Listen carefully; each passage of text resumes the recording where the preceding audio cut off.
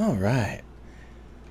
Oh, this stream manager looks great. I'm so happy that Twitch has let me customize it. It's no longer a giant mess of mandatory buttons. But let's tell the rest of the world that we're no longer a giant mess of mandatory buttons. Playing around in Unreal, doing pointless stuff.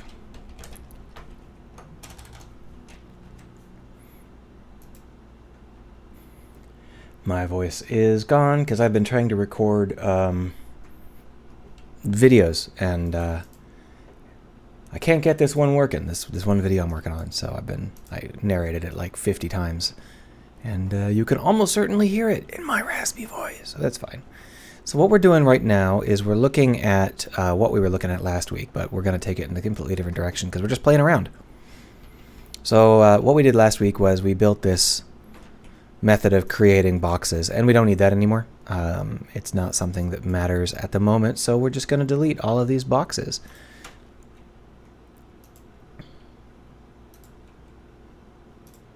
Now it looks like if I delete them, it just makes the boxes, the walls, exist outside of them. That's fine. We're just going to delete them all.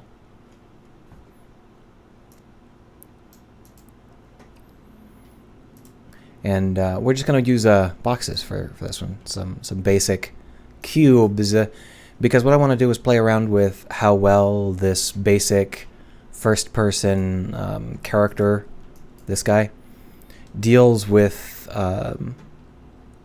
jumping and double jumping and stuff like that. So we're going to build some boxes and create some basic maneuvering. Here's a box. Hello, Mr. Box. It's called Wall for reasons we won't get into. The Rellin stopped in to say hello. Hello. I haven't been streaming recently because I've been very unimpressed by my various ideas. I haven't really wanted to stream recently, but now we're going to give it a shot. We're going to stream and just play around some, and we're just going to take a look at some different ideas. Let's go ahead and make this nice and big. So as you can see, this cube is floating in midair, and that's because it's not on the grid properly. If we were to bring it to 0, 0, 0, you can see that it's now in the ground. That's because that's the center of the cube is in. No, the wall is actually off, so that's fine. We'll just drop this down. There we are. There. So now the floor has itself at 0. The 0 point of the world is at the 0 of the floor. That'll make it easy for us to build things. Now if we come back to the wall here, this particular prefab, this particular thing, it's not really a prefab, is basically just a cube with the center of the object placed at the bottom of the cube rather than in the middle. That will allow us to quickly scale it around and not have to worry about constantly moving it up and down.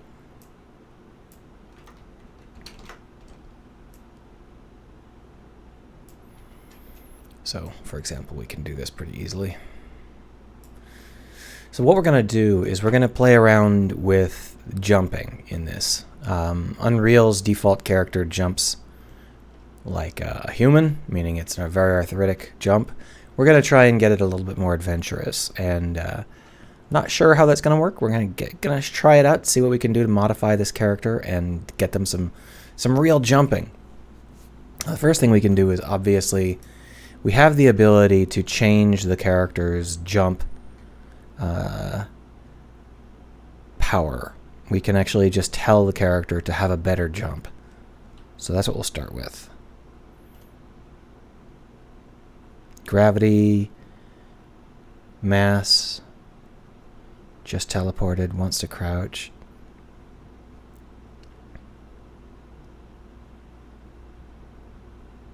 Jump, here it is. So currently it's at 420. If we up that to 1500, we're going to get a jump that's probably 5 times as high. Let's see. Yeah.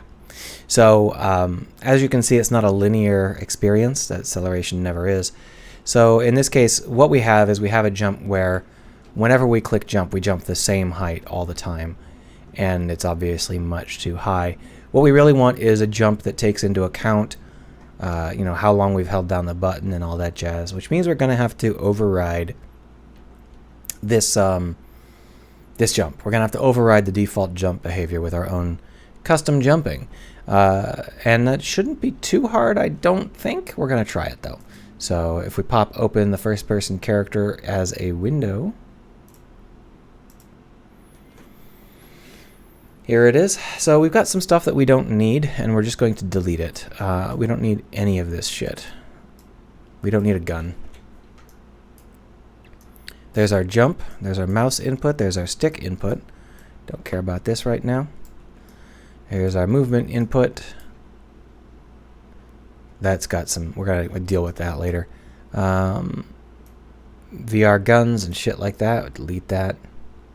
Delete that.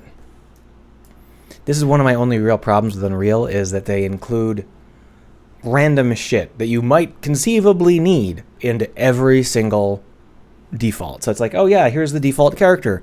It's set up for VR and hand tracking. Why? That should be like a VR specific plugin that you have to include, but instead I have to stare at those functions all the time. Now the other issue here is that even though we have modified this character, chances are we've introduced some errors. If we hit play... Okay, good. So we didn't actually introduce any errors. We just deleted the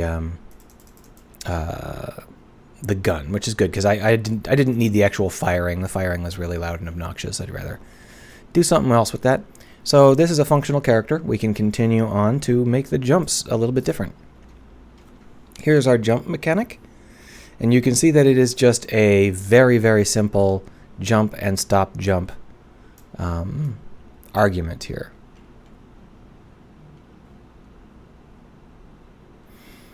This is interesting because this actually is what we need, but I don't believe that it's working. So if we come over here to the edge and we just tap it, we jump that high. If we hold, is there a difference? If there's a difference, it's not a very big one. I don't think there's a difference. So even though it says that it's, you know, creating a difference, it doesn't appear to be. It appears to be applying the full brunt of the force the whole time anyway.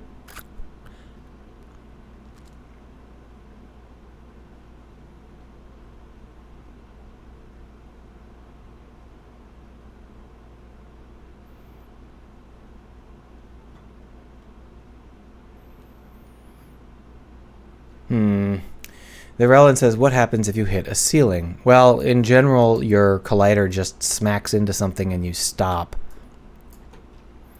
What's really bothering me is that it specifically is set up so that the jump has a duration, and it should be... No, there's no difference. It should be something where that is something that is affected by how long we hold the jump button. But it doesn't appear to actually be working, does it? Look. Input action, jump. When it's pressed, do this. When it's released, do this. Let's go ahead and put that over on this screen where you can't see it, because I'm super useful like that. And we're going to read it so that I can see. Yeah, so it definitely gets called. It understands that the jump button has been released. But the stop jumping command isn't actually doing what it says it's doing.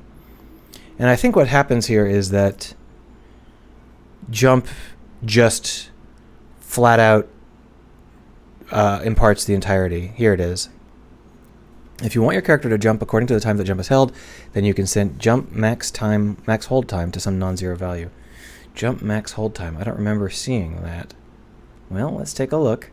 Where can I find jump max hold time?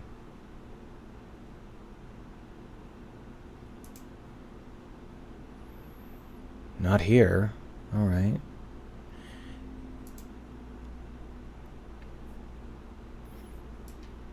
So I don't know where I can see this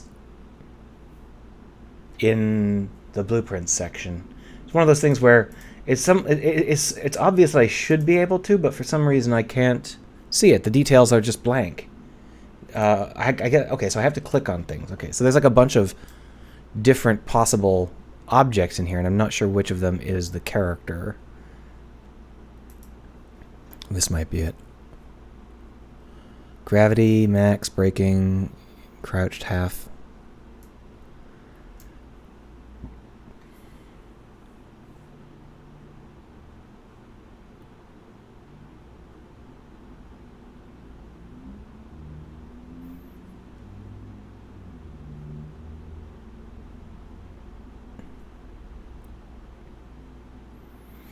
What was it called? Jump max hold time.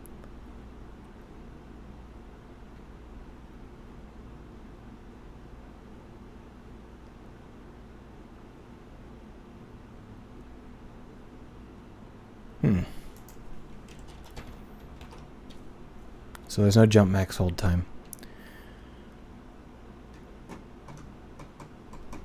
Is jump max hold time something I can only assign in here?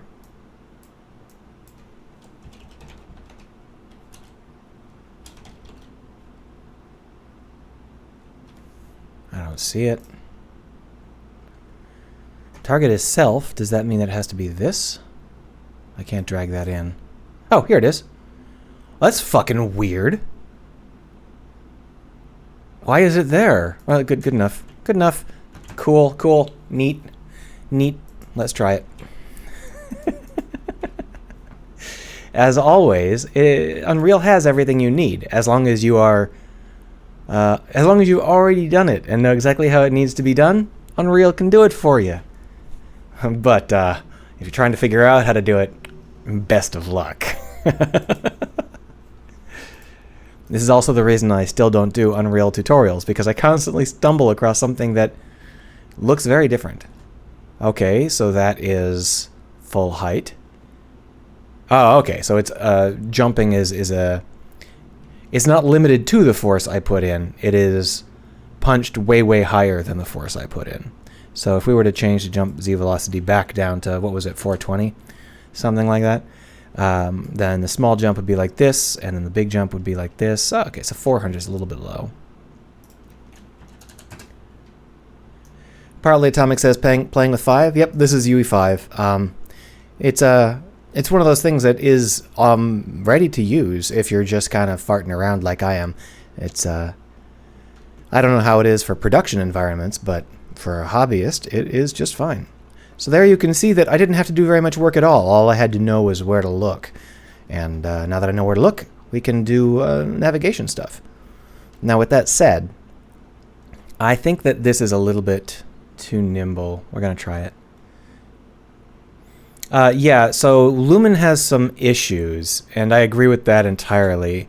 That said, I think that it's going to be very useful to me, because I do a lot of stuff that can't be baked. And it would be nice to have a lighting system that is a little bit better than the default non-baked lighting in Unreal. So even though it's got some serious issues, I would rather have it than not have it. You know what I mean? Still, I hope they polish it up a little bit before they make this the standard. All right, so we have now got some jumping going on here, and I kind of wanted to just remake some jumping sorts of building puzzles things just to try it out and see how it feels. So for that, maybe we should create some buildings in Blender, because that would be the place to do it. Just let me pause you for a second while I get Blender up and running. Do I have a Blender file for this project yet? I don't think I do.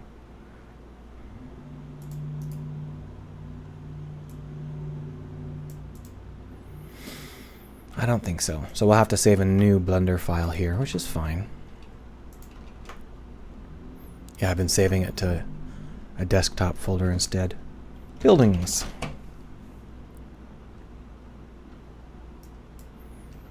And I'll bring you back. Ciao. Here is our beautiful building, as you can see.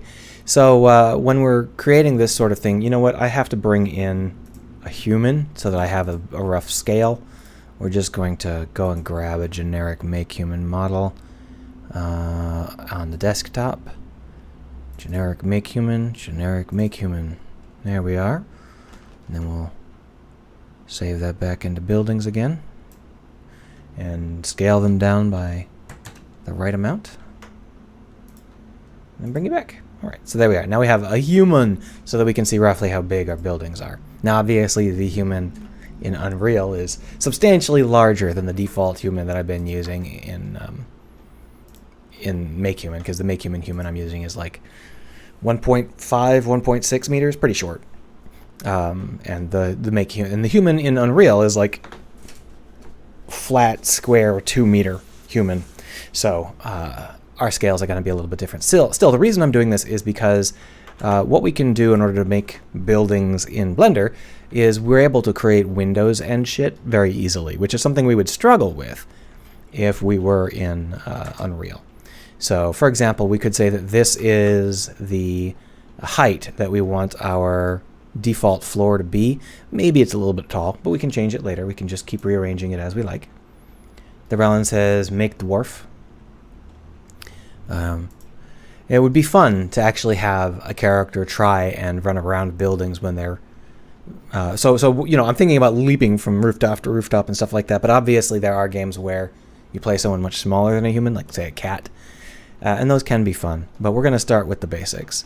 Anyway, this could be, for example, a default square of building, and if we wanted to make it feel like it is actually a building, what we would do is we would simply edit it so it has windows and shit. I know, complicated. So there's a lot of ways of doing that, but the way I prefer when I'm just blocking stuff out is to use more blocks. This way we know that there is going to be something here, but we don't have to worry too much about the exact nature of it yet. So, for example, this can be our door, and maybe we will just put in a little bit of effort here into making it feel like a door by bringing this in, and then something like that.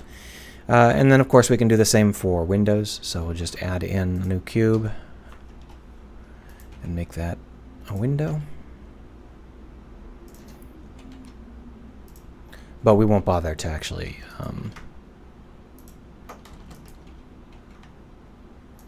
make it look like a window. We're not too worried about making it look great. We're just trying to get the basic setup right. So we could call that something like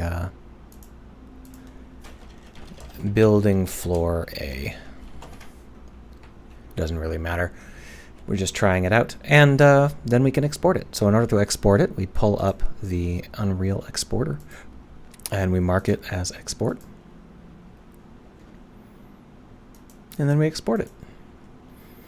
So we pop back over into Unreal, and we should have it. There it is. Don't ask again. Just import it. Import it. And then we'll put that in.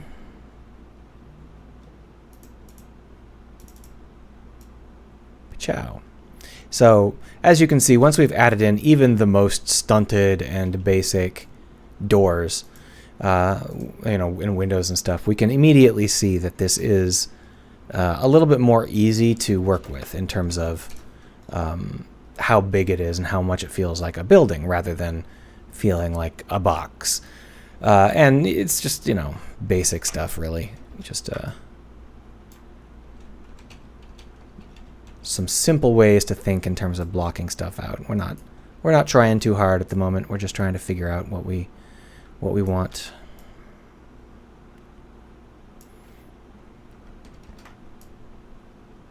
Now, I think that we're going to have a problem with these. Let's find out. No, we didn't. Good. Sometimes they import with settings that don't work out. So the reason I wanted to bring it in like this is because I wanted to get a feeling for, so this is a little bit big for a building. We've made it to the scale of the character we are rather than the humans. So it feels a little bit too large. These windows are all definitely a little too large, so we'll just go ahead and select them all. Scale them down on the Z-axis.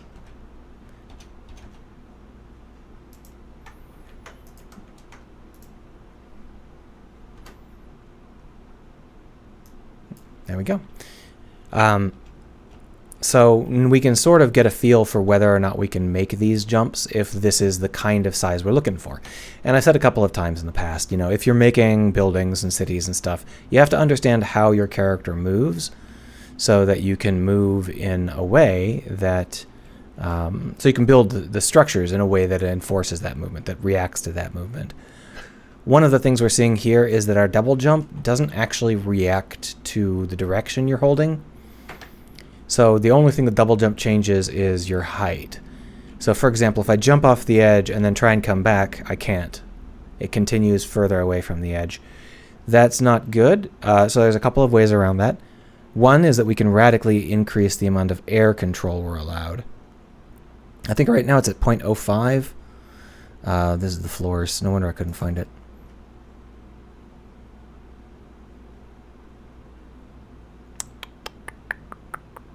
Here it is. So if we change this from 0.05 to 1, then we'll be able to control our midair motion exactly like we were on the ground. See? Which makes sense for the kind of feel that we're going for. It doesn't make any sense anywhere else, but neither does the double jump. It's fine. The other thing to keep in mind is that there were a whole bunch of values, and we should just take a quick little peek and see whether or not these values make any sense.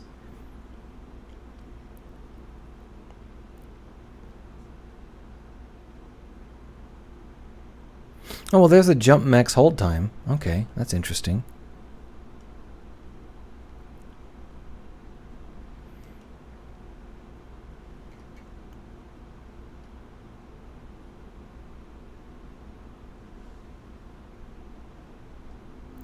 Where was the jumping? I guess this was it. When falling, multiplier applied to air control is less than air control boost velocity threshold. Boost velocity? What the fuck is a boost velocity?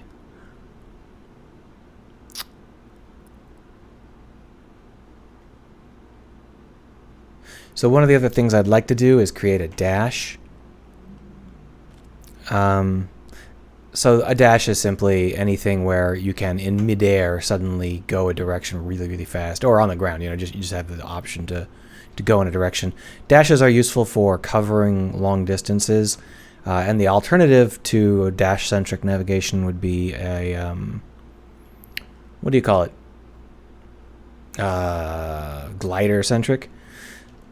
So basically, you can either dash or you can glide. Those are the two fundamental options when it comes to moving long distances in the air. Or I guess you could just plain old fly, but that's not going to count. So in order to make the dashes work, I'm thinking about changing out that hold to jump again. Half a second is way too much. We'll have to implement the dashes, is what I'm getting to. There's no default dash. They have a sprint capability, but not a dash. Now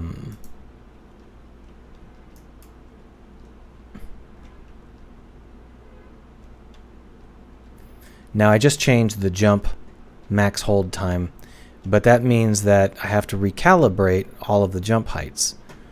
So I changed the jump hold time, but unfortunately the jump hold time is multiplying our actual jump height. So we've got to recalibrate our jump height now.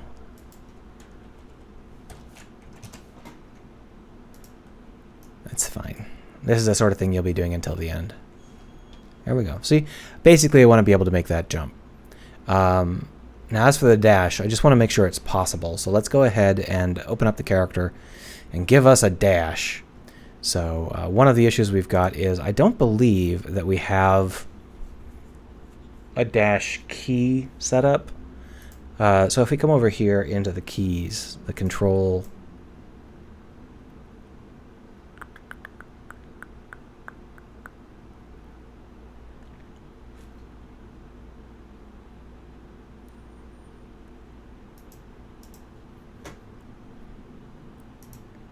got to jump, we got to fire, we got to reset VR.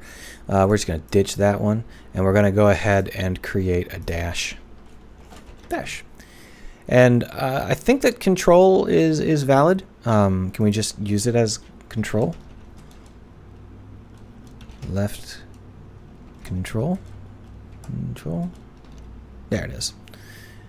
There we are. So we can dash by simply hitting left control now. But we, of course, have to tell it that we would like to dash. We also don't seem to have a sprint button, but that's fine for now. We can come back to that later.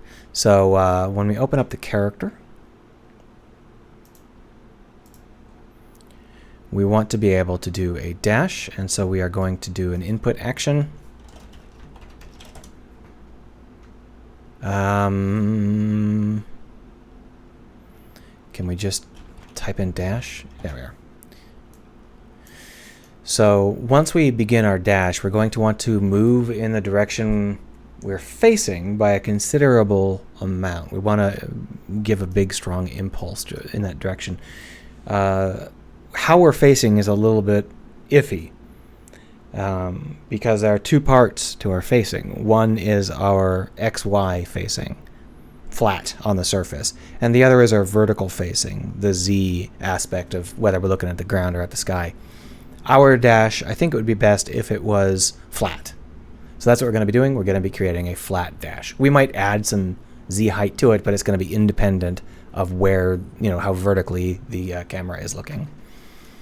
So in order to do that, we are going to need to start by understanding how to imply and how to set up an impulse. And there are two ways to do that. One is to add a movement input with an unusual scale value, and the other is to manually add force. I think we're going to try adding a movement input first.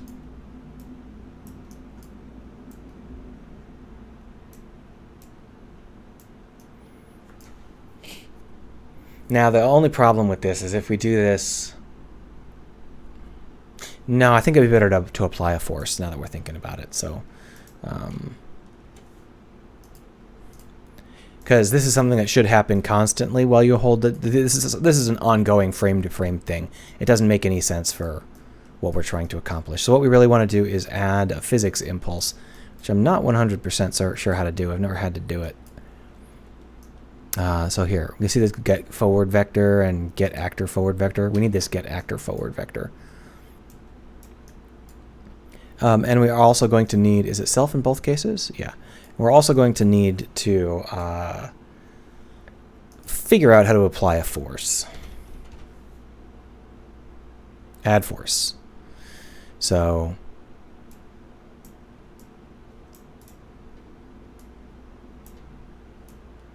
boom. And now that would probably be something we want to multiply by some large amount. So let's go ahead and do exactly that.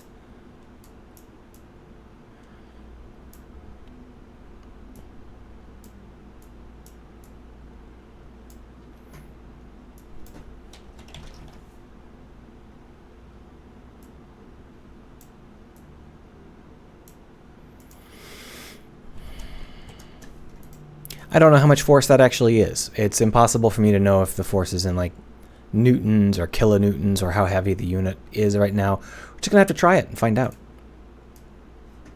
I'll put that on the other screen where nobody can see it, just so that I can see if it happens. It does. Okay. So we're definitely triggering it. My assumption here is that the force we're applying is essentially 0. Either that or the forward vector is essentially 0. I don't really know which. We're just going to multiply that value by a lot and try again.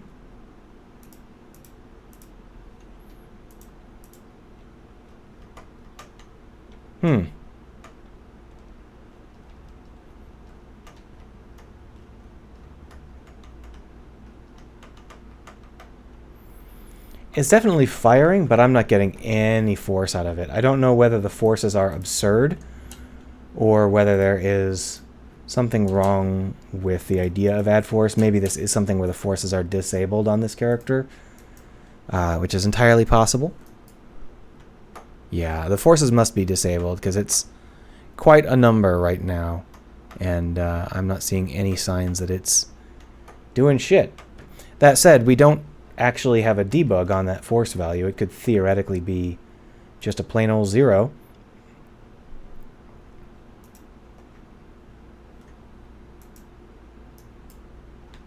Okay, so it was 85,000, negative 52,000. Clearly that should be enough force to move us, right? Good news, the actor forward vector works great. Bad news, applying a force does not. Partly Atomic says, are you trying to add a force to a physics body or via the character movement component? Well, this is the character movement component, but I don't know whether that's feasible. I don't know anything about how the character movement component works in Unreal. So if we were to pop that up and we look up Unreal character add force how to push add force to a character through blueprints. There are two options. Either one works. One is to launch the character, and one is to set the velocity. So this isn't even mentioned. I guess we'll delete it. And instead, we will launch the character. Launch. Oh, look at that. You just have to know exactly what sort of thing you're looking for. So obviously this launch velocity is a little bit high. Let's pull this back a touch. But I think it's in centimeters, so we'll need it to be noticeable. XY override. Okay, do we want it to be additive or override? I think we want it to override, but the Z will leave as is. I think that that's good. They've obviously set it up specifically for this application already, and we don't have to worry about it.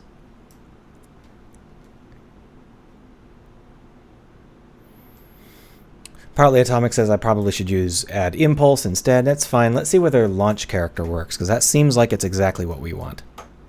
It is, except for the small fact that the numbers are very, very small, apparently. So we're just going to make them big and see how that feels. We're also going to add a Z component. Not a big one, in comparison at least. Oh wait, that's not going to add a Z component. That is in fact going to multiply 0 by 1,000, which is not very useful. So basically I don't want us to stop because we're on the ground. I'd like the dash to lift us off the ground a little bit, and one way of doing that is to add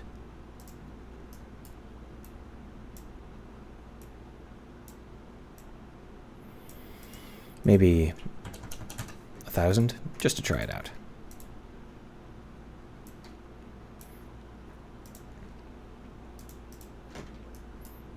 Oh! Good idea. Implementation needs a little work. Obviously 10,000 is a little bit much. Let's bring this down to 1,000. It's probably still going to be too high. I think one of the problems we had is that we weren't launching off of the ground, which meant that our friction against the ground was slowing us way down. In this case, you can see how our Z component is rather aggressive. We don't really want a Z component quite that aggressive. What we may have to do is maybe lower our friction for a certain amount of time. I'm not sure. We'll have to think about it. See how short this dash is? That's not because it's a small amount. It's because we're stopping. Our friction is stopping us. And now if we're running along, I mean, that's not terrible, but it's clear that our normal speed is taking over. I don't know. This is something where we're going to have to think about the best way to do it. For now, it's okay, because it exists and we know it's feasible. But the idea here is we could do, like, jumping across to this building and then hopping up using that. Okay, so it's definitely not fast enough at the moment. Let's bring it up to 2,000 times.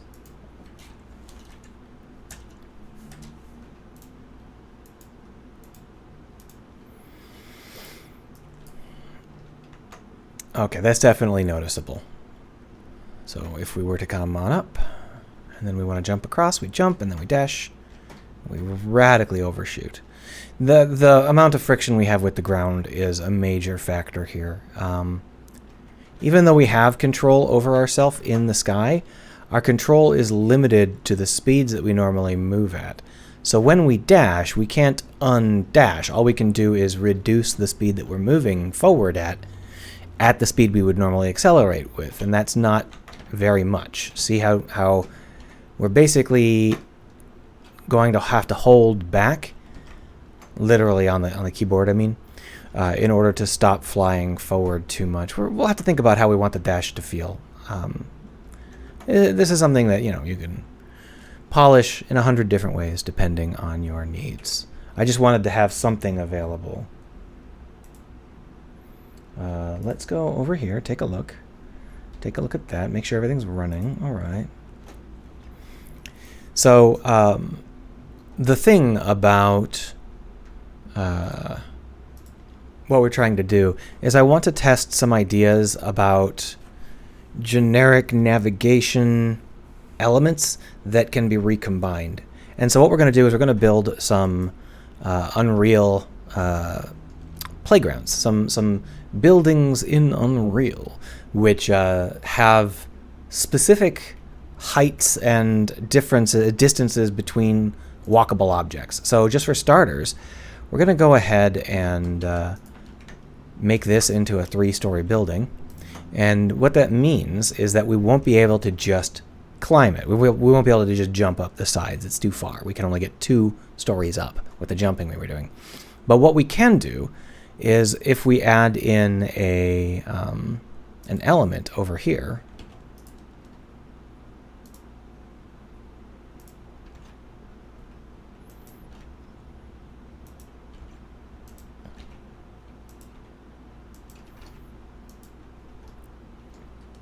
so if we do it like this, this is like the smallest possible setup. So if let's go ahead and close that window. Hello? There it is. So you can see now that we've got a whole bunch of things overlapping. Let's go ahead and delete some of these. So if we just try and go up the side, no dice, can't quite make it. But obviously if we jump on the little overhang here and then jump up, okay, so it's using the wrong collider type, which is what I expected. So we're going to go in and change the colliders. No, that's not the right button. I want to edit this. Fuck you. All right. So here it is, telling me that I've never wanted to do this. Never. There we are. Why is this now a box? The fuck? That is not the building.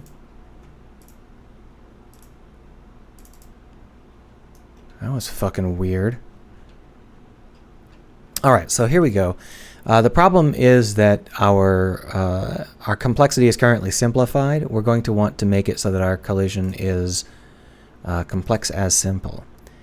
So we'll just save that. And that should be enough for us to be able to climb on top of that overhang.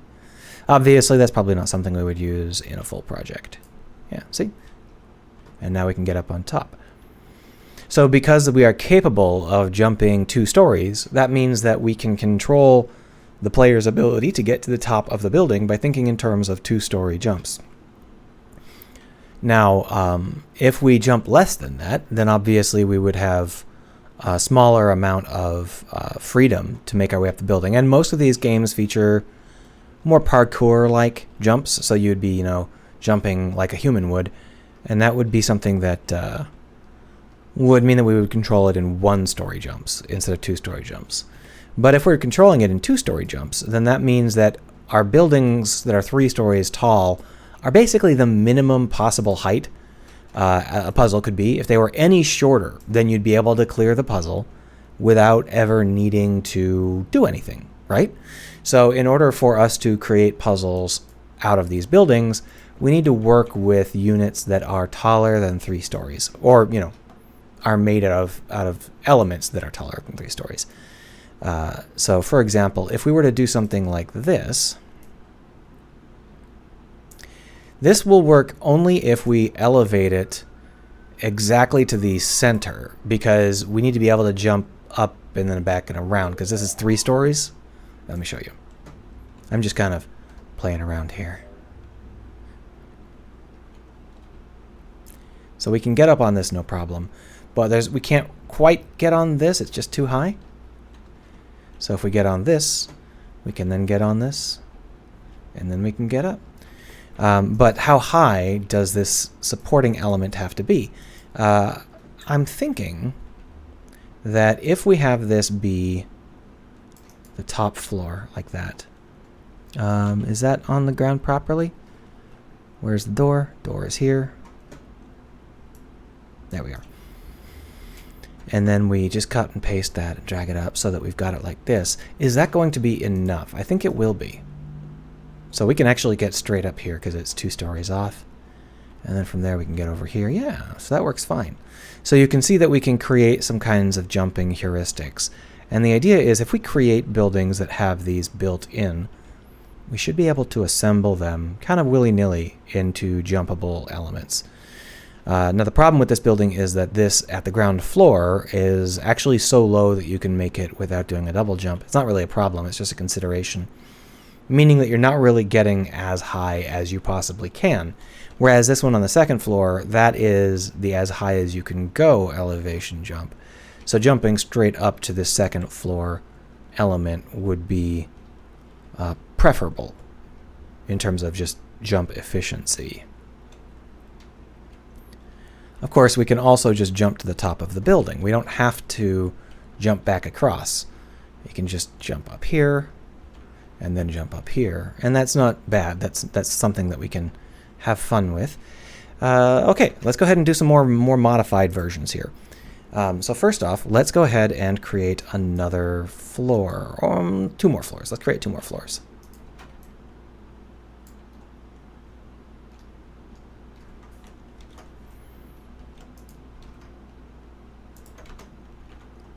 So now that we have a 5-story building, let's go ahead and make it a different size. So to do that, we are going to deselect everything, deselect, and then select these, and then just move them. Move them. Move them. My fingers aren't working today for some reason. Like that. And that'll just give us a building that's long, right? And so let's try a couple of different variations on how this setup might work with a longer building. So, for example, what if this doesn't run the whole length of the building, but instead wraps around only one part of it?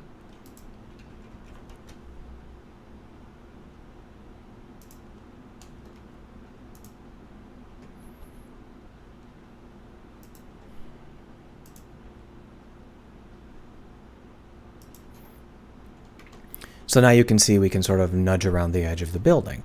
We won't be able to reach the top like that, but what if we were to have a fun little indent, maybe on this side?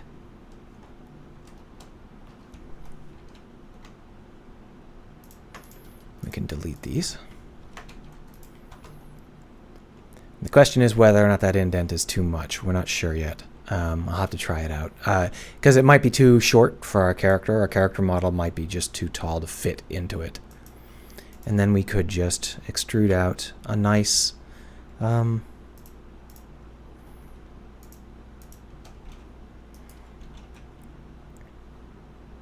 little veranda. And now the thing is, you shouldn't be able to get to that veranda from this jump point, but you can get to that veranda by jumping in here and then jumping up and around. Let's just try it out and see what happens. Once again, we're going to have a lot of overlapping buildings.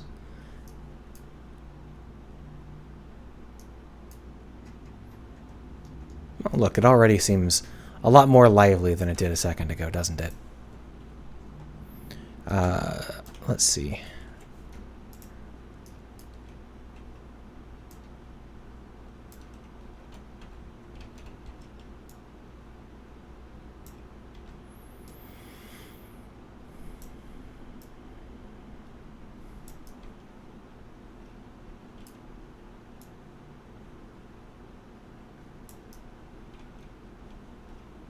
Well, it looks like that might not work. We'll find out. So obviously we can jump onto it here. The question is whether we can jump onto it. The faces are... Okay, so the faces are pointed the wrong way, which is glitching out the physics. We are going to have to give that some thickness. It's just physically not working as a 0 thickness inverted plane.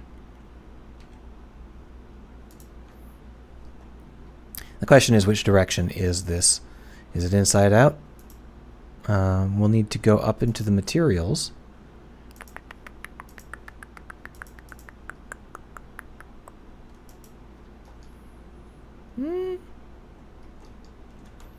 It's not inside out, it's just wrong. That's weird. Why is it like this?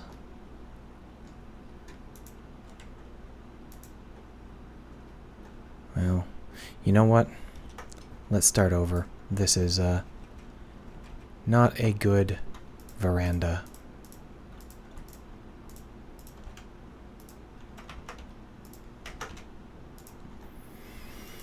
One more time here. We'll extrude the whole face this time. No, we'll duplicate the whole face this time and then extrude it. And then we'll just bring it down. A little bit low. Just give it a touch there. And then we're going to go ahead and give it some borders. I guess we can do that using an inset. Inset. And then we will extrude up some walls nice and quick here. All right. Now we're not going to have any issues. And let's go back and check Unreal. I ran out of liquids. Let me grab some more water. I'll be back in a second.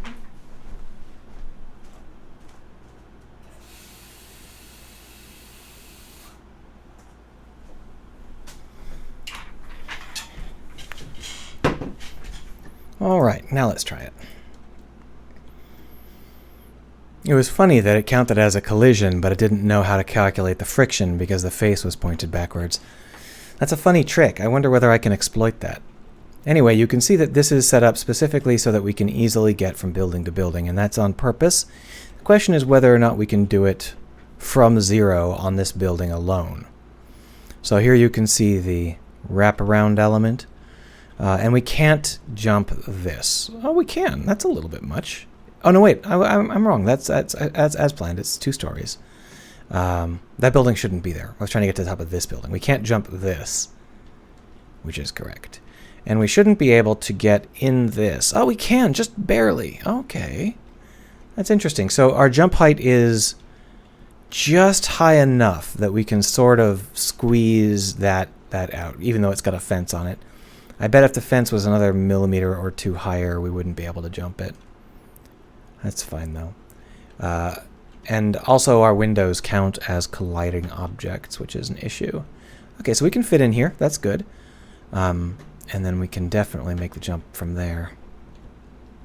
Yeah. So this is something where we can assemble buildings out of this kind of consideration.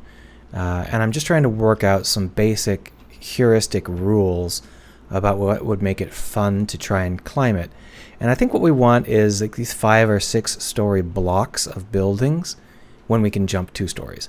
Because then we can make it so that it's impossible to get onto a building just on its own, like just as it is. And instead what we would do is we would set it up so that that just doesn't happen. And in this case, we can do that pretty easily by simply changing exactly where this veranda is and all that jazz. If we were to make this veranda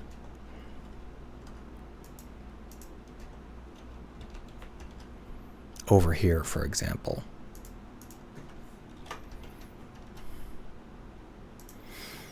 we wouldn't be able to make that jump. But I did add in this little cut here, which would allow us to make that jump. And if we don't want one building to be able to make that jump, then we don't want this cut here, which isn't really that hard to fix. We would just extrude out like that, flatten it. And now this building can't be climbed by itself. Not without, using window glitches and stuff.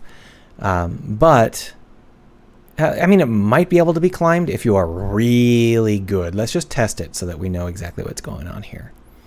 The problem is that Unreal's colliders are spheres, or rather, cylinders. Sorry, they're pill-shaped. You know what I mean? The pill-shaped ones? And that means that it's possible that they will be able to glitch it out, just using the bottom of the collider, which has got a rounded bottom. And so that's what we're going to test right now. So basically, if we jump on this, we're aiming to jump all the way over here. And we can. We can do it no problem because of the way that this works. A jump that shouldn't be possible is possible because of some forgiving physics. Partly Atomic says that there should be a checkbox for flat bottom simulation. So the thing is, I think we can just switch out the collider. Let's try it. So here's the capsule collider. I think that this is what we're using.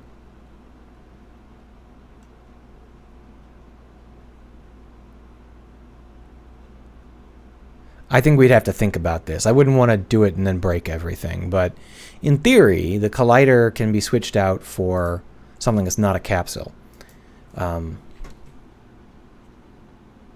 for right now, that's not a priority. I just wanted to try and set this up. Partly Atomic says it's baked right into its identity. I think we can change its identity then. But it certainly would be nice if they had thought to make the collider a little bit more interesting, because if it was more adaptable, we would be able to do more stuff with it. For example, things like changing the shape of the character into a squid or whatever. So the other thing I want to do is I want to take into account that buildings might have like elements that aren't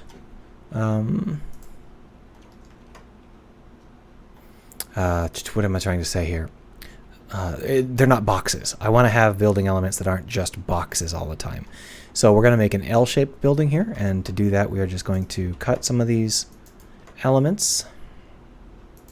Why is this one not triggering? Is this one fucked up? Did I screw this one up somehow? I don't think so.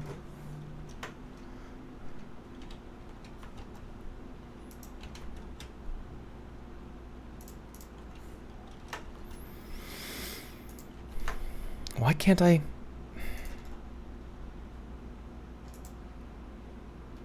Why is this one not?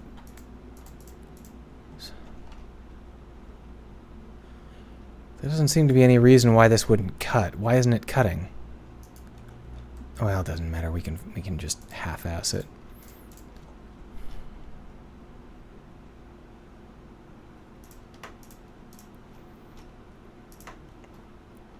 Now we definitely can't make that jump. Although we could make that jump if we were coming in from a different direction, which is kind of the point. Just delete you. And we can add in some more fun elements here. If we want to avoid being able to simply climb up on the building, we need to be careful not to allow any two-story elements. We can't put any elements here because the player would be able to jump onto it and then jump up onto the roof, and they'd have access to the whole building. So in order to keep it from being, too easy, what we would need to do is create an element on the third floor, which we've done here, or on the first floor, which we've done here, both of which are basically already done, so it doesn't make too much sense to do them here. But what we could do with this, I'm trying to think about how to make this other area here be interesting. I think one of the things we could do is we could simply move this to be on this object instead.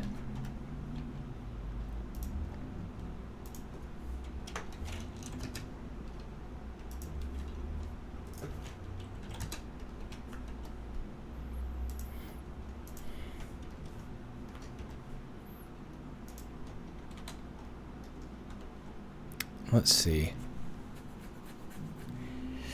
Obviously, moving some windows over into this area wouldn't be amiss.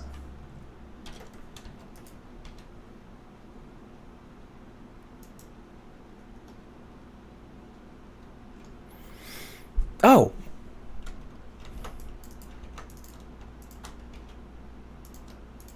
We can create an underhang.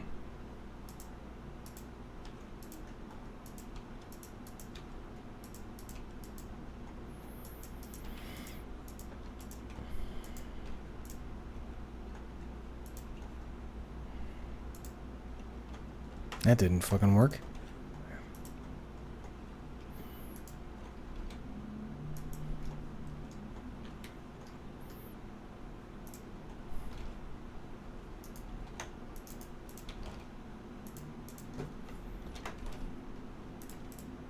Yeah, whatever. Let's try it. Let's try it out.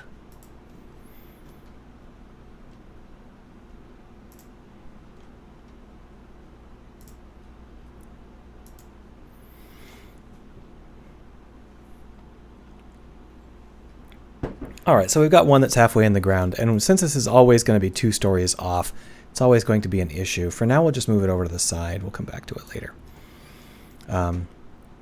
So if we take a look at this building just as it is, because of our 2-story height jump, we can't quite reach any of the elements on this side of the building. At least not given the standard that we're trying to present. It's possible because we have the ability to just jump using this, which I think we could probably trick it out with just by... not quite. That's fine. The point is we're not supposed to be able to do that, so the fact that we can't is fine. And then over here, we can get here, but we can't actually get all the way up there because it is 3 stories, not 2, which is kind of the point. So this is not a building that can be climbed on its own. It just can't be, at least not without glitching it out. We're trying to make something that is impossible to climb on its own. But what we can do is we can easily make it climbable by simply putting a neighbor in an area where one of these 2-story bits, one of the low-story bits, can line up. Let's move you. So we can do something like, say, this. And now what we've got is the ability to jump up here and then make this jump, just barely. See it? Oh. Now obviously this can all be polished and made a little bit more interesting, but the idea is that if we have these buildings, we should be able to haphazardly arrange them. And in doing so, we can create an endless variety of interesting puzzles. Now that said, obviously there are constraints like whether or not you're crushing windows or whatever, but fundamentally we can arrange these shapes in a way that makes them interesting. So let's go ahead and add a shape on top. So if we were to continue to add shapes, we might rotate 90 and then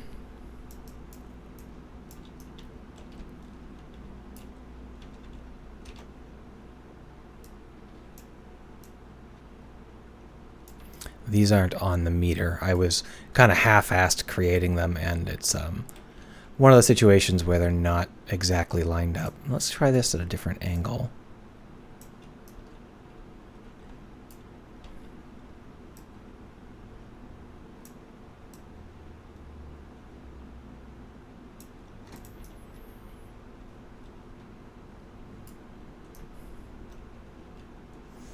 We definitely have a step here that doesn't make a lot of sense, but that's because it's below the quote-unquote ground. So let's just go in here and add some stuff that happens below the quote-unquote ground. So first off, we're going to extend this, just extrude it down. 1 floor should be plenty. And then over here, we're going to go ahead and extrude this down 1 and 2. And then for the second floor, we can pull it in. That. That'll just give us, a foundation on the ground for when we're raising them out of the ground.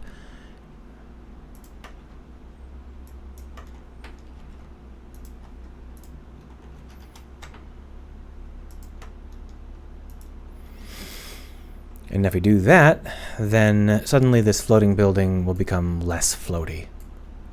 That said, it's still not going to be quite the right size because we didn't bother to figure our footprints out exactly, so we've got some weirdness with the sizes here. Well, it's fine, it's fine. We'll work it all out. We'll figure out how we want it to look and feel.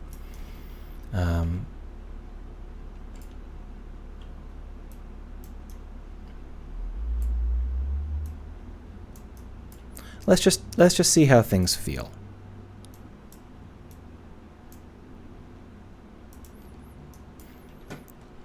Kind of a pseudo-brutalism. Certainly something we could polish. Can't quite make that, which is on purpose. That's correct. The question is whether I've left us with a path up. I don't think I have. Sort of.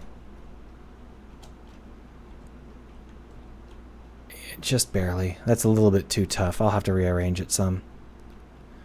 And then to get from here on up, we have to find... Oh, there's a good ledge. But this ledge is configured specifically so that we can't get to the ledge up from it. Yeah, so in order to get to the top of this building, it's a rather more challenging mission. But the point here is we're a little bit short on climbables. These buildings are not quite as climbable as they need to be. We need to add just a little bit more climbability. And I think that the realm to do that on is right here. I think that this is where we need the extra climbability. So what we're going to do is we're going to add in some more third-story pipe. And the way we're going to string that up is we're actually going to make it into vent. Just use ventilation ducts.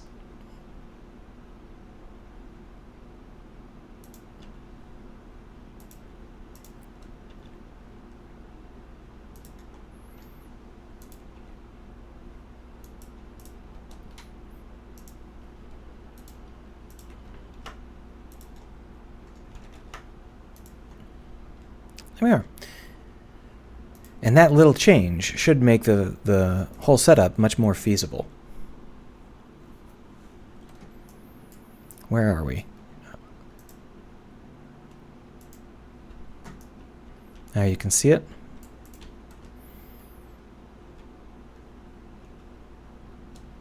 Alright, holding shift doesn't actually do anything.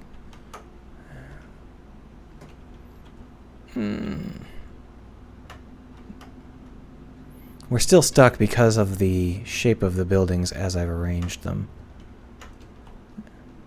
Alright, well, let's see. Can I get from here to there? Oh, that's not going to work. It's 1 unit too high.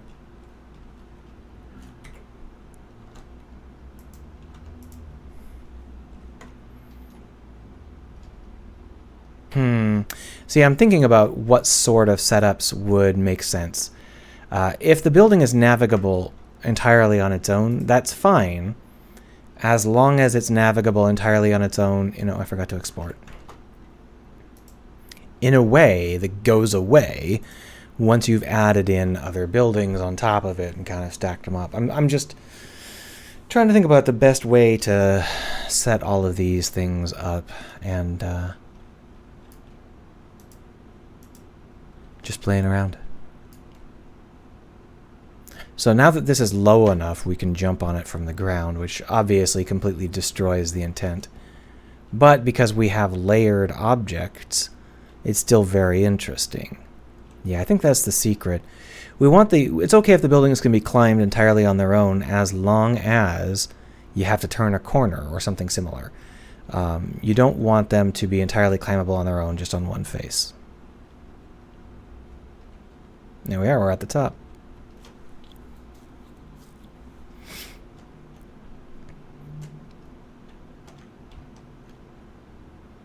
Alright, so let's make a different kind of building. That's like generic mumble. Let's go ahead and make a residential tower, right? So if we were going to make a residential tower, we're going to start off with a floor in our residential tower.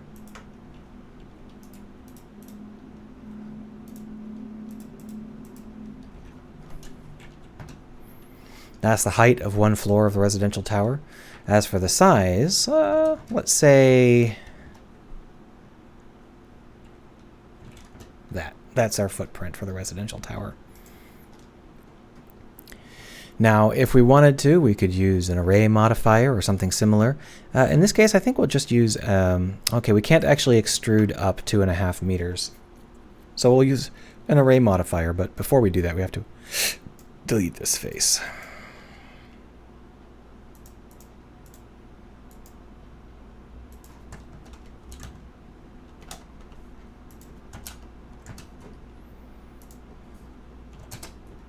There we go.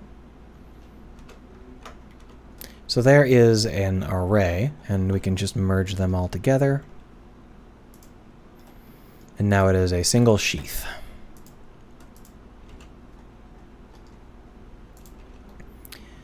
I think it might be a little bit chunky. Let's go ahead and slim it down. And now the idea here is that this is going to be a slightly more interesting building than the ones we worked with before. So first let's make it into like an A shape. So to do that, we're going to create some cuts.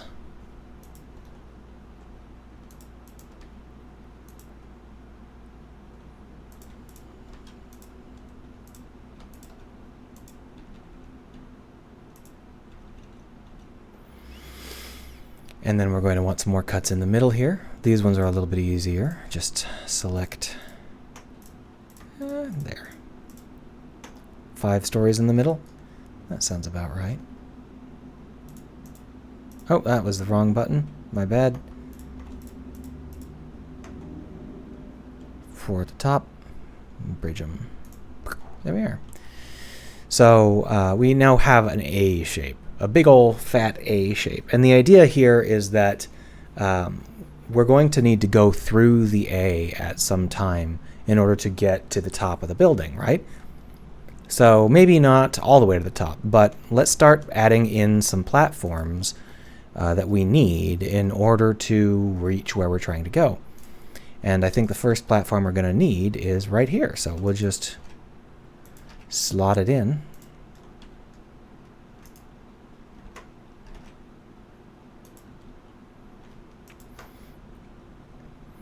And then on the other side, we do the same thing, but coming out the other edge.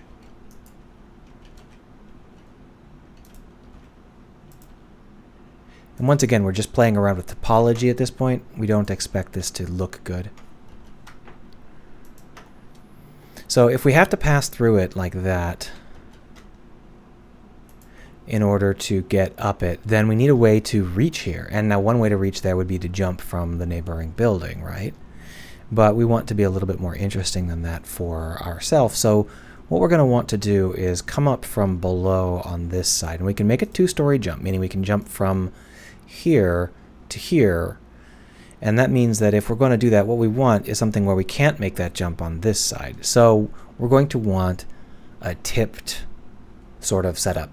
And one way to do that is to create some ventilation. So that's what we'll start with. We'll start with some ventilation.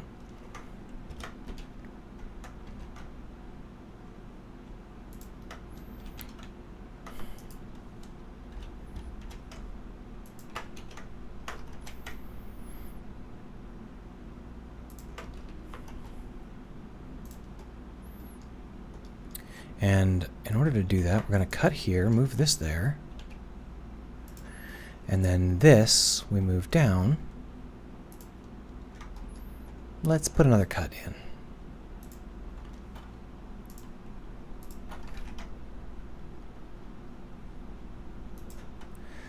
And then we'll move it around the corner,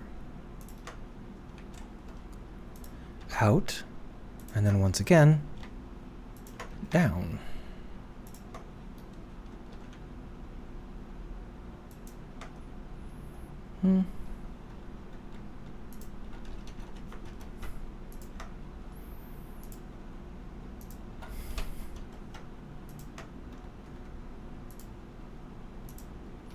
This is a little bit too corner-centric, so we're just going to pull it in like this. And then we're going to do some bevels on the edges just so that it feels a little bit more natural, or rather less unnatural. Boom.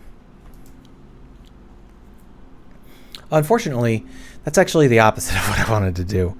Well, that's not too bad a deal. We'll just, we'll just delete this.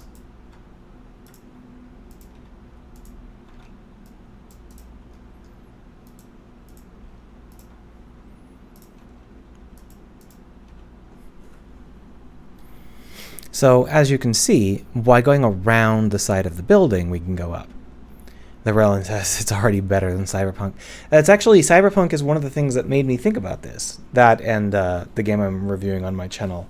The way that we jump up these buildings is not separate from the buildings. It's inherent in the buildings. And what I'm trying to do now is create a set of buildings that if I arrange them side by side are a navigation puzzle.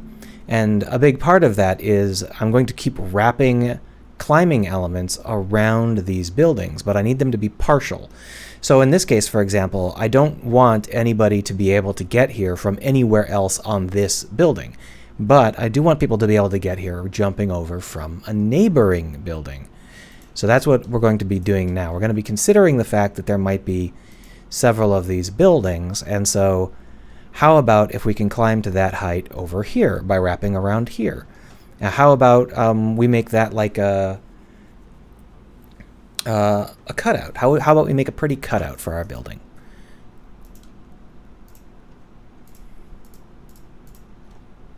So if we were to extrude this like so, maybe that's one story too much. Yeah, it's one story too much. So yeah, like that. What we can do is we can bring this around the front in a way that can be climbed.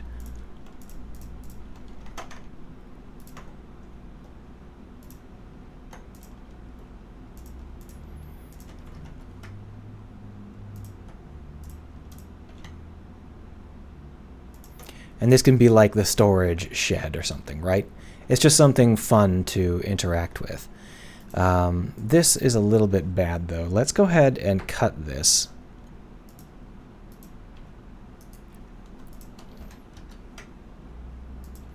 And then we'll merge it back in. That's better. All right, so when we have a situation like this, it's very, very primitive, very basic, but let's go ahead and name it and take a look at it in Unreal.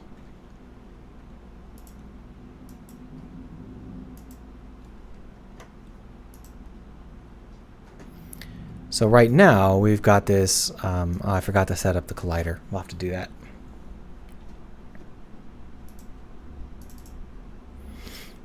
Collider. Use complex. All right, we've got all these buildings here we were just playing around with. Goodbye, and we're going to put in the new SM Cube. Why is it called SM Cube? Didn't I name it? I named the mesh, not the object. Yeah, fuck you too.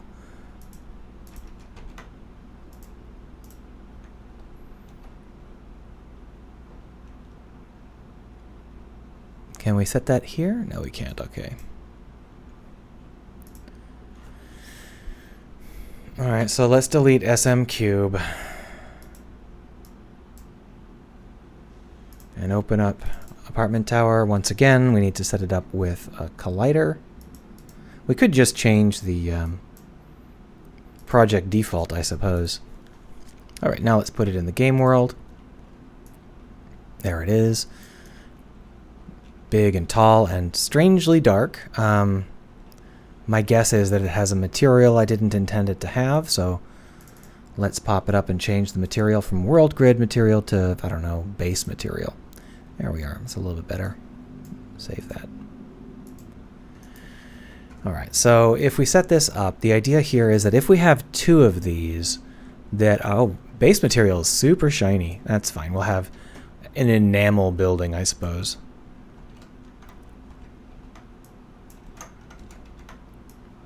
We set them up like this. What sort of interplay does it have, besides looking like it's made out of plastic? So the only way we can get onto these buildings is through the system we've put at the side here. So in this case, for example, we can hop up here on this building. And the buildings, you can already see the buildings are becoming large enough that they're a chore to walk around. We're pushing that edge on purpose. And now we can't get anywhere else on the building we're on, but we can jump across to the other building. So these buildings, when combined, form a whole. There we are, just barely. And then you can see that we can get almost all the way over to the other building. Just barely with a dash. And, you know, we can continue to think about that and make that work. One of the things we want to do, though, is we actually want one of these buildings to be facing the other direction.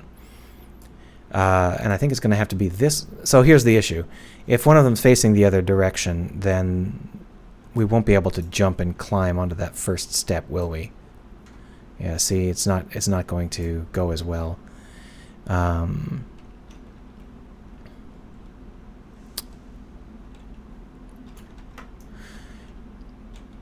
We might. So here's the thing. In order to make it so that we come back around, we don't need to have them going up a different direction. We just need to have them understand how to link from this edge here back across to this building here. Right now we can make this entire jump. We don't want that jump to be one we can make. So let's just go ahead and forge ahead. Easiest thing to do here would be to create a duplicate, an exact duplicate. And that way when we edit one, we'll edit them both and we'll be able to see the difference. So right now what we did is we came up here, we jumped here, we went around, up and through, and then we jumped this gap. And that's not a gap that we actually want to be able to simply jump because it's identical on both, right? What we really want to do is have a situation where we jump from here to the other building in a way that is interesting rather than just duplicate. And in order to do that, what we can do is just create another projection, like so.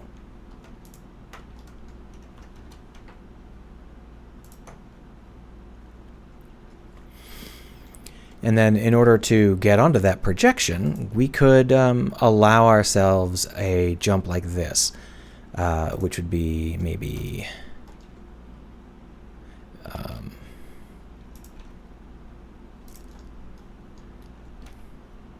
maybe like this.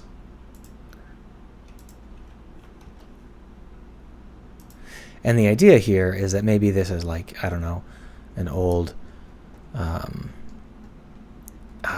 what do you call it? Emergency exit or something. I don't know. It doesn't really matter what it is. We'll just make it have a little bit of a downward slant, and then we will simply duplicate it.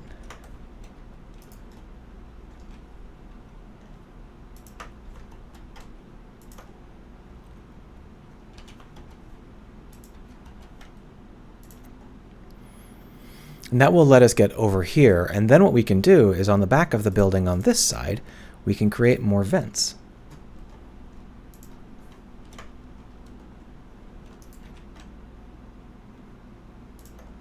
Is that too high? I think that's just right. And then all we need now is a way to get up to the very top from here. It's a little bit far for it to be able to jump all the way back around. So what we're going to do is we're going to grab this vent structure, and we'll just extend it to, oh, it's over here.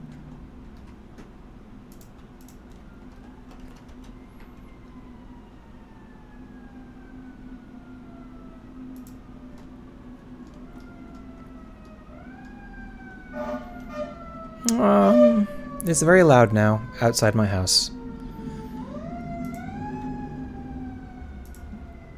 Sorry, I'm trying to get this to work, and it's really hard to concentrate with sirens in your ear. Okay, so if we move it to here, we'll be able to actually make that jump to the surface. Whereas if we keep it at this height, we have to make one more jump to try and find a way to get to the surface. And the problem is that we can actually probably... It should be a little too high, but it might not be.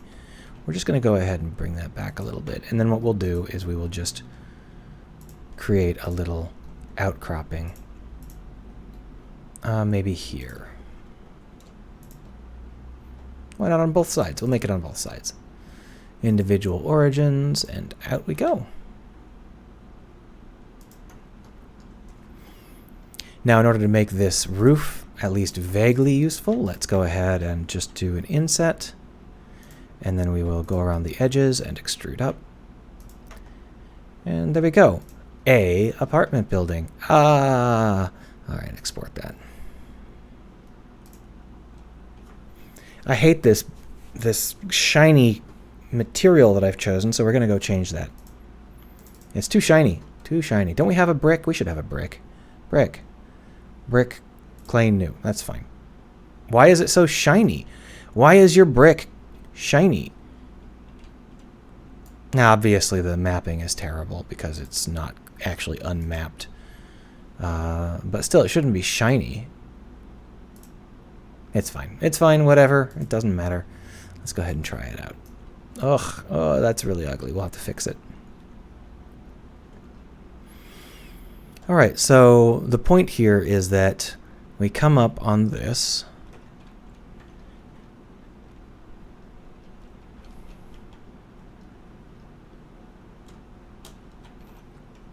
Then we climb here, make this jump, go through the center.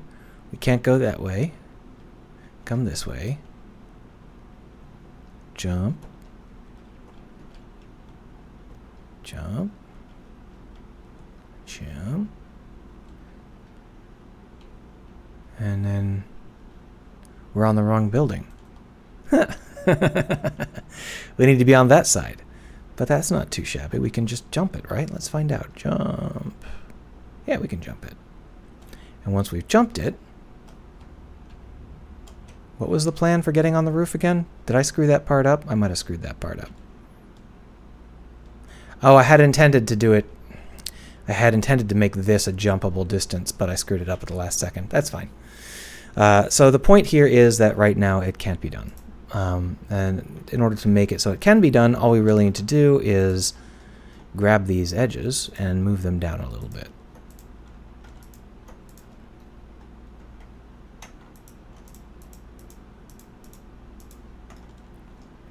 What the fuck are you doing?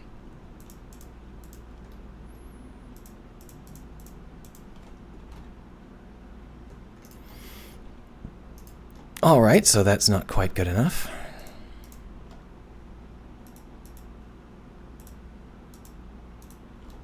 More sirens! In case you were worried about getting any work done today, don't worry. The sirens will stop you. Alright, so the other thing we should probably do is just unwrap this whole thing.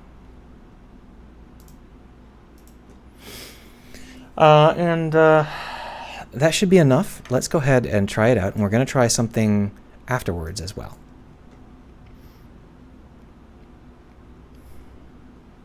Didn't it import? Did I not export?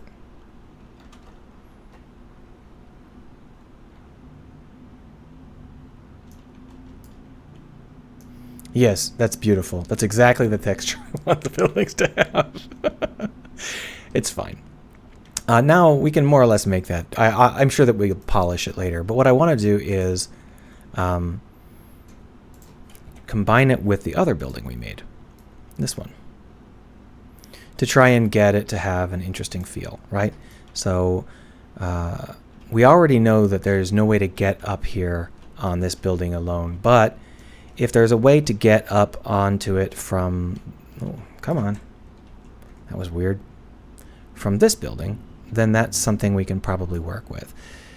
So in order to do that, we're actually going to need to have to jump all the way onto the roof. And there's two ways to do that. One way is to have a path onto the roof of the building here, and the other one is to just drop the roof down one more notch.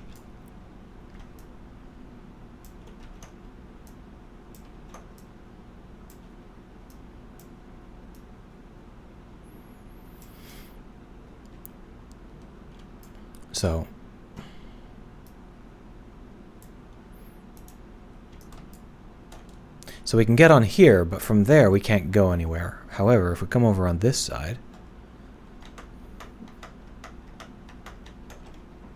you can see that we have a building that seems like it would exist. There's nothing out of place about it in terms of like the basic layout. We can get easily onto the roof, and then we can jump onto this. And from there, we can try and climb the building. But of course, once we get up here, I'm supposed to have a double jump. I do not for some reason. The double jump didn't reset properly. That's fine. We'll try it again.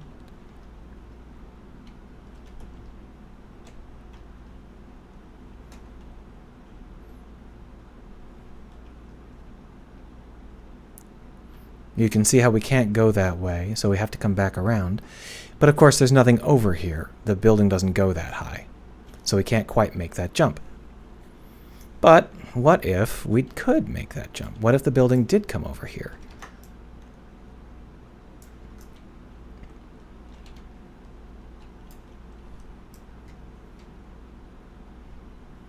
So the idea is that we need to be able to jump onto that. So in order to handle that, we'll do something like this.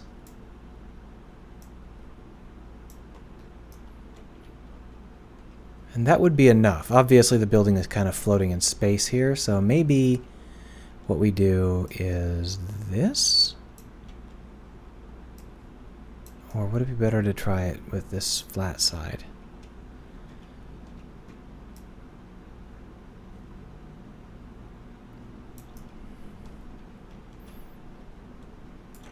I'm just thinking about the many different ways that this could be arranged, because it's basically random from our perspective. It doesn't really matter at this point. Yeah, it could be arranged like this. Why not? And then, of course, in order to make that not be completely silly, you would just duplicate this building over here and set it up to pick up some of the slack. Oh, yeah, that's exactly how I wanted to move it. Thanks. What the heck are you doing?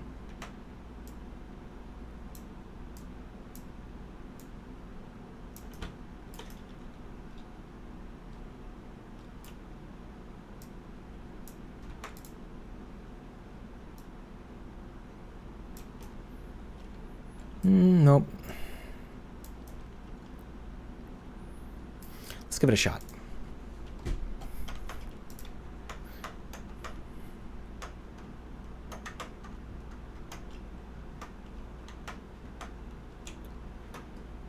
Now, if that wasn't such an egregiously incorrect texture, that would probably look fine, right? And then we could just see, oh, look at this. This is actually pretty neat.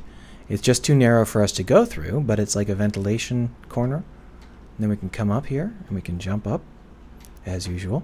We can actually jump here right away. The corner is too narrow to get through just due to the fact that we're a fat ass, I guess. I don't mean to say that in a... I'm trying to be goofy about it. The cylinder is just very wide. Something we can edit later. From here, we can go up to this, and from here, I don't know that we'll be able to get to the top of the building. It'll be tight. Ah, made it. So you can see that even if we combine disparate kinds of buildings, we can still make it work, because fundamentally what I've done is I've created a building with 2 half jumping puzzles, and we'll probably do that several times. So the idea here is that there's a top half puzzle and a bottom half puzzle, and you can't get between them on that building alone. Now, in a small building, it would be okay if you could, because you'll hide large chunks of a small building. But on a large building, there needs to be a divide that you can't get across. So instead, you use the neighboring buildings to do it. And I think that that's going to be pretty applicable, pretty easy to use. Of course, the buildings all suck, but that's something we can deal with by trying. All right, well, I'll see you folks around. My voice is going out, and it's been a couple hours. So that's it for the day. Have a fun one. See you folks later.